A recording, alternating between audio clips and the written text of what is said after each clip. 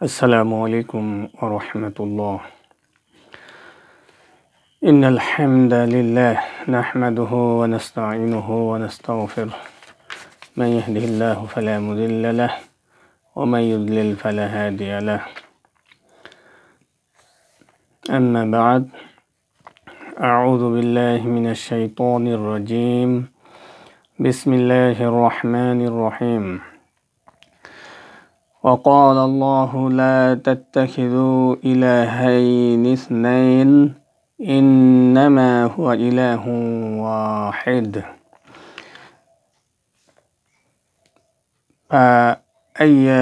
فإياي فارهبون.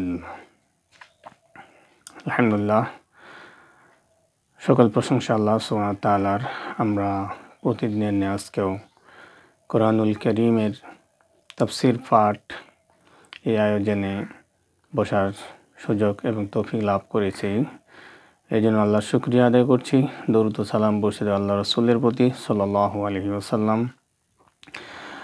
আমরা কোরআনুল কারীমের সূরা নাহল থেকে আজকে আলোচনা করছি। এই সূরার 51 নম্বর আয়াত থেকে শুরু করে 55 নম্বর আয়াত পর্যন্ত ইনশাআল্লাহ আজকে আলোচনা হবে তাফসীর ইবনে কাসির থেকে। আমরা সকলে আলোচনাটি শোনার এবং বোঝার চেষ্টা করি এবং অন্যকে শোনার সুযোগ করে দেওয়ার উদ্দেশ্যে বেশি বেশি করে এটি লাইক এবং শেয়ার দিয়ে অন্যের কাছে পৌঁছে দেওয়ার চেষ্টা করি। আল্লাহ পাক তৌফিক দান করেন। আল্লাহ রাব্বুল আলামিন আয়াত সমূহে যে বিষয়টি আলোচনা করেছেন তা হলো একমাত্র আল্লাহই ইবাদত পাওয়ার যোগ্য। এই দুনিয়াতে আল্লাহ সুবহানাহু ওয়া তাআলা একমাত্র সকল কিছুর স্রষ্টা, প্রতিপালক, পরিচালক। সুতরাং তিনি একমাত্র তার সৃষ্টিকুলের ইবাদতের যোগ্য হবেন, এটাই স্বাভাবিক। কিন্তু অনেক অসংখ্য মানুষ, হাজারো কোটি মানুষ যারা আল্লাহকে বাদ দিয়ে অন্য যারে তারে উপাসনা করে, ইবাদত করে, পূজা করে, যা নেহাত অন্যায় এবং একটি ভুল সিদ্ধান্ত। আমরা এই আয়াতগুলির মাধ্যমে এই বিষয়টি প্রমাণ করার চেষ্টা করব ইনশাআল্লাহ। আল্লাহ রাব্বুল আলামিন ইরশাদ করছেন, ওয়াকাল আল্লাহু লা তাত্তাখিদু ইলাহাইন ইসনাইন। আল্লাহ নিজেই বলছেন যে তোমরা দুই ইলাহ গ্রহণ করো না।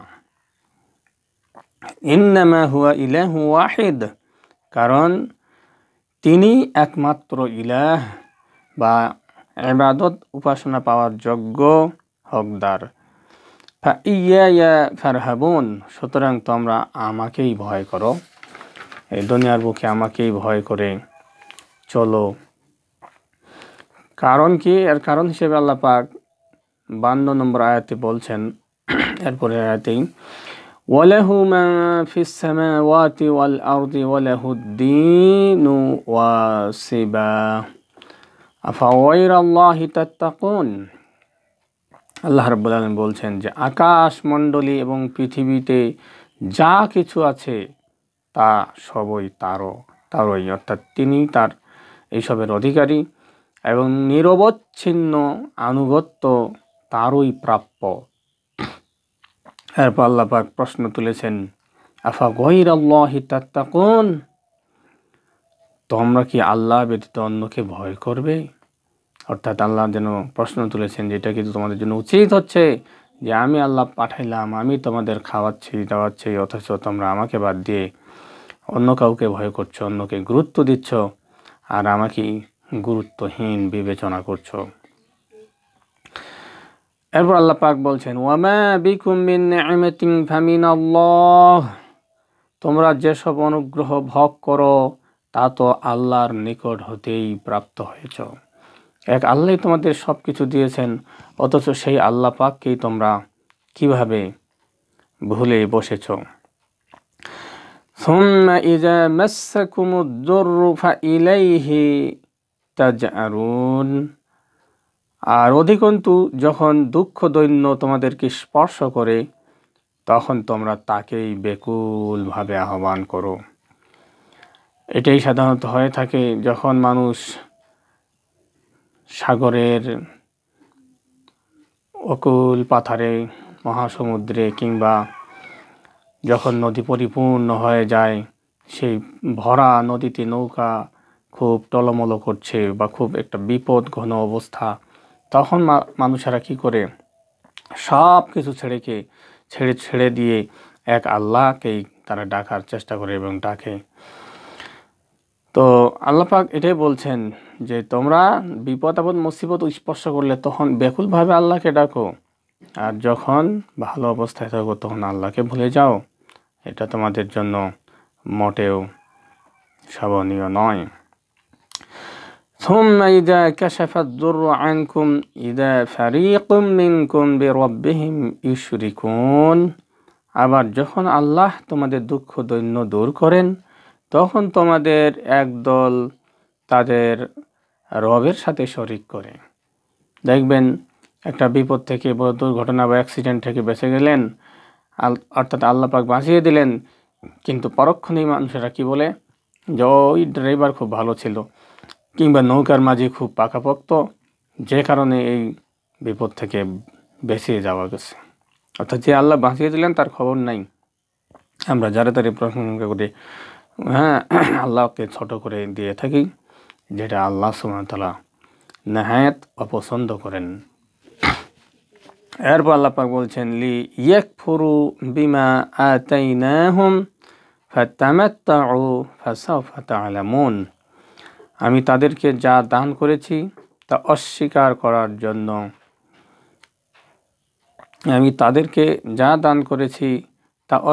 করার জন্য, সুতরাং তোমরা ভোগ করে নাও, অচিরেই জানতে পারবে।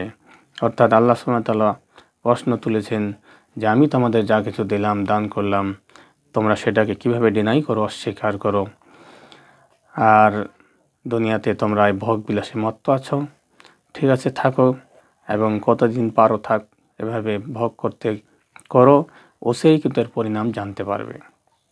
এই আয়াতের তাফসিরে বলা হয়েছে যে আল্লাহ রাব্বুল আলামিন সংবাদ দিচ্ছেন এক আল্লাহ ছাড়া আর কেউ ইবাদতের যোগ্য নয়।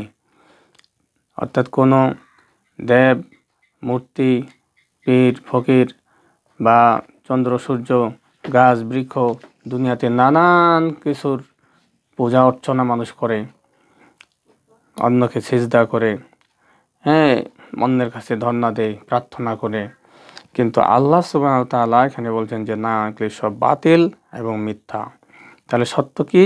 ওয়ালাহুদ্দিন ওয়াসিবা, নিরবচ্ছিন্ন আনুগত্য তারই প্রাপ্য। অর্থাৎ আল্লাহই একমাত্র, শুধুমাত্র ইবাদত বন্দেগী পাওয়ার যোগ্য। এই মর্মে এই অংশের ব্যাখ্যায় ইবনে আব্বাস রাদিয়াল্লাহু আনহু, মুজাহিদ রহমাতুল্লাহ আলাই, ইকরিমা রহমাতুল্লাহ আলাই, মাইমুন ইবনে মাহরান সহ আরও অনেক মুফাসসির রহমাতুল্লাহ আলাই তারা বলেছেন যে এর অর্থ হচ্ছে চিরদিনের জন্য। আল্লাহ শুধু 2-4 দিন, 10 দিন, 1 মাস, 1 বছর নয়, অনন্তকালের জন্যই তিনি একমাত্র যোগ্য উপাস্য। অন্যত্রে আরও বলা হয়েছে, ইবনে আব্বাস রাদিয়াল্লাহু আনহু এর অর্থে আরেকটি মতামত ব্যক্ত করেছেন, তা হলো অবশ্যই পালনীয়। মহান আল্লাহ এমন এক উপাস্য যা মানুষের জন্য অবশ্যই পালনীয় বা গ্রহণীয় হিসেবে গণ্য। মুজাহিদ রাহিমাহুল্লাহ আলাই বলেন যে এর অর্থ হচ্ছে একমাত্র তারই জন্য, মানে যত কিছু মানুষ করবে ইবাদত বন্দেগী, সব কিছু একমাত্র আল্লাহর জন্যই হতে হবে। অর্থাৎ যারা নভমণ্ডল ও ভূমণ্ডলে রয়েছে তাদের সবার ইবাদত করতে হবে শুধুমাত্র এক আল্লাহর। মহান আল্লাহ মর্মে আরও বলছেন সূরা আল ইমরানের 83 নম্বর আয়াতে, আফা গায়রা দীনিল্লাহি ইয়াবগুন ওয়া লাহু আসলামা মান ফিস সামাওয়াতি ওয়াল আরদি তাওআন ওয়া কারহা ওয়া ইলাইহি ইউরজাউন। তাহলে কি তারা আল্লাহর ধর্ম ব্যতীত অন্য কিছু কামনা করে? অথচ নবমণ্ডল ও ভূমণ্ডলে যা কিছু আছে, ইচ্ছা ও অনিচ্ছায় সবই তার উদ্দেশ্যে আত্মসমর্পণ করেছে এবং তার ওই দিকে প্রত্যাবর্তিত হচ্ছে বা হবে। সুতরাং তোমরা খাঁটিভাবে তারই ইবাদত করতে থাকো, তার সাথে অন্যকে শরীক করা থেকে বিরত থাকো। আল্লাহ সুবহানাহু ওয়া তাআলা আরো বলছেন সূরা ইমরানের 3 নম্বর আয়াতে, আলা লিল্লাহিদ দীনুল খালিস, নিখুঁত দিন একমাত্র আল্লাহরই, নির্ভেজাল দিন, খাঁটি দিন হলো দিন ইসলাম। সুতরাং এই ইসলাম বাদ দিয়ে অন্য কোনো ধর্ম অনুসরণ করার তো প্রশ্নই ওঠে না। আসমান ও জমিনের সমস্ত কিছুর একক মালিকানা আল্লাহরই। তিনি সব কিছুর মালিক, লাভ ক্ষতি তারও ইচ্ছাধীন। যত কিছু নেয়ামত বান্দার হাতে রয়েছে সব কিছুই তারই নিকট হতে এসেছে। জীবিকা, নেয়ামত, নিরাপত্তা, অটুট স্বাস্থ্য এবং সাহায্য সবই তার পক্ষ হতে আগত। তারই দয়া ও অনুগ্রহ বান্দার উপরে রয়েছে। সুম্মা ইযা মাসসাকুমুয যুররু ফাইলাইহি তাজআরুন, জেনে রেখো এতগুলি নিয়ামতের পরেও তোমরা এখনো তার মুখাপেক্ষী হয়ে রয়েছ। দুঃখ বিপদ আপদের সময় তোমরা তাকেই স্মরণ করে থাকো। কঠিন বিপদের সময় কেঁদে কেঁদে অত্যন্ত বিনয়ের সাথে তোমরা তারই দিকে ঝুঁকে পড়ো। যখন বিপদ পরিবেষ্টিত হয়ে পড়ো তখন তোমরা তোমাদের ঠাকুর দেবতা, প্রতিমা, মূর্তি, পীর, ফকির, অলি, নাবি সবাইকে ভুলে যাও এবং অত্যন্ত আন্তরিকতার সাথে ওই বিপদ হতে মুক্তি পাওয়ার জন্য আল্লাহর নিকটেই প্রার্থনা করতে থাকো। সেই কারণে আল্লাহ পাক বলছেন, ওয়াইজা মাসসাকুমুয যুররু ফিল বাহরি যাল্লা মান তাদউনা ইল্লা ইয়াহ ফাআম্মা নাজ্জাকুম ইলাল বাররি আ'রাদতুম ওয়া কানাল ইনসানু কাফুরা। সমুদ্রে যখন তোমাদেরকে বিপত্তি স্পর্শ করে তখন শুধু তিনি ছাড়া অপর যাদেরকে তোমরা আহ্বান করো তারা তোমাদের মন হতে উধাও হয়ে যায়। অতঃপর তিনি যখন স্থলে ভিড়িয়ে তোমাদেরকে উদ্ধার করেন তখন তোমরা মুখ ফিরিয়ে নাও। বস্তুত মানুষ বড়ই অকৃতজ্ঞ। সূরা ইসরা এর ৬৭ নম্বর আয়াতে আল্লাহ পাক এই তথ্য দিয়েছেন। এরপর সূরা নাহলের ৫৪ এবং ৫৫ নম্বর আয়াতে আল্লাহ বলছেন, সুম্মা ইযা কাশাফাদ দুররু আনকুম ইযা ফারিকুম মিনহুম বিরাব্বিহিম ইউশরিকুন লিয়াকফুরু বিমা আতাইনাহুম। আবার যখন আল্লাহ তোমাদের দুঃখ দৈন্য দূর করেন তখন তোমাদের এক দল তাদের রবের সাথে শরিক করে আমি তাদেরকে যা দান করেছি তা অস্বীকার করার জন্য। এখানে আল্লাহ সুবহানাহু ওয়া তাআলা বলেন যে উদ্দেশ্য সফল হওয়া মাত্রই অনেক লোক চোখ ফিরিয়ে নেয়। আমি তাদের এই স্বভাব এজন্যই করেছি যে তারা আল্লাহর নেয়ামতের উপর পর্দা ফেলে দেয় এবং তা অস্বীকার করে।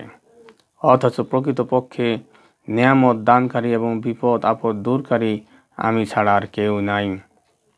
এরপর মহান আল্লাহ তাদেরকে ধমকের সুরে বলেছেন, ফাত্তামাত্তাউ ফাসাউফা তা'লামুন। দুনিয়ায় তোমরা নিজেদের কাজ চালিয়ে যাও এবং সুখ ভোগ করতে থাকো, কিন্তু এর পরিণাম, এর ফল খুব সত্বরই জানতে পারবে, অচিরেই জানতে পারবে এর কী পরিণাম হতে পারে। আল্লাহ রাব্বুল আলামিন আমাদের সকলকে সে ধরনের ভয়ানক পরিণাম থেকে হেফাজত করুন এবং শুভ পরিণাম দান করুন। সুমহান জান্নাত উপযোগী বান্দা হিসেবে কবুল করুন। আমিন। আসসালামু আলাইকুম ওয়া রাহমাতুল্লাহ।